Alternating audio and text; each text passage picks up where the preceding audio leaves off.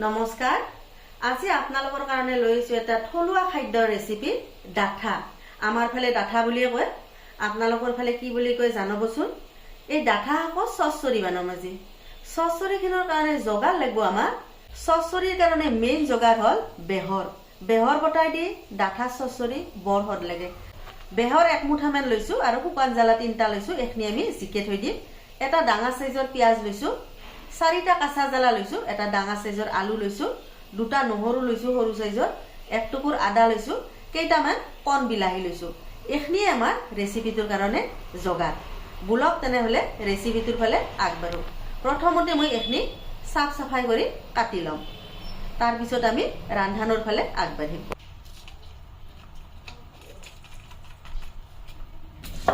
শুকান জ্বালা আৰু বেহৰখিনি যে জিকে থৈ দিছিলো এটা আমি পাতাত ধুনীয়াকে মিহিকে বটি লম চাই থাককচোন বেহৰখিনি আৰু শুকান জ্বালাখিনি বটা হৈ গেল এটা আদা নহৰুখিনি বটি লম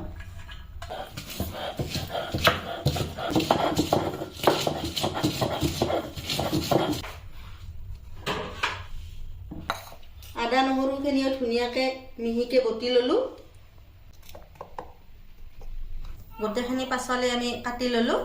আদা নহৰুখিনিও বটি ললো আৰু বেহৰ আৰু জ্বালা যে জিকে থৈছিলো সেইখিনিও আমি বটি ললো বুলক তেনে হলে আমি এটা ৰান্ধানৰ ফালে আগবাঢ়ো ইফালে আমাৰ কৰাহী গৰম হৈ গেল আমি এটা কৰাহীত তেল দিম তেল গৰম হৈ গেল আমি অলপমান ফুটা বাখা দি দিম পাঁচফোৰণখিনি অলপ ভাজি লম এটা দুটা তেজপাত দি দিম আলু কেইপিচ অলপ ভাজি লম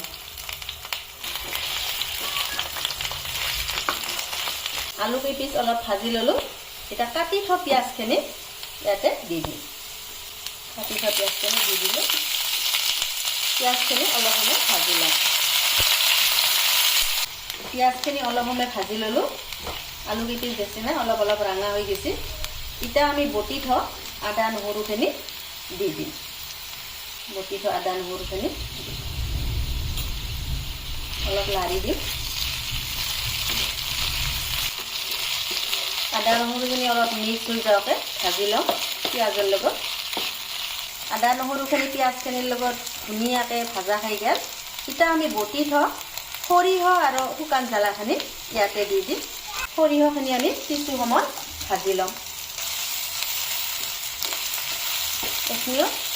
আদা নহৰু পিঁয়াজৰ লগত মিক্স কৰি ভাজি লম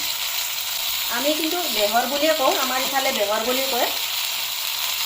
অলপ সময় ভাজি ললো এতিয়া কাটি থোৱা কণ বিলাহীকেইটা ইয়াতে দি দিম কিছু টাইম ভাজি লম মিক্স কৰি বিলাহীখিনি গলি যাওক বুলি ভাজি লম সব বিলাহীখিনি অলপ সময় ভাজিলো গলবা আৰম্ভ কৰিছে এতিয়া আমি ইয়াতে দিম হালধি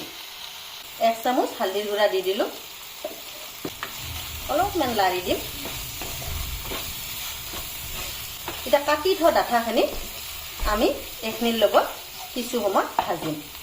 ডাঠাখিনি দি দিলো এইখিনি কিছু সময় ভাজিম সোৱাদ অনুসৰি নিমখ দি দিলো মোটামুটি দিয়া শেষে হল আমাৰ জগা এতিয়া এখিনি কিছু সময় আমি ভাজিম ডাঠাখিনি অলপ টাইম ভাজি ললো এতিয়া ডাঠাখিনি সিজাৰ কাৰণে এতে গৰম পানী দি দিম গৰম পানী দি দিলো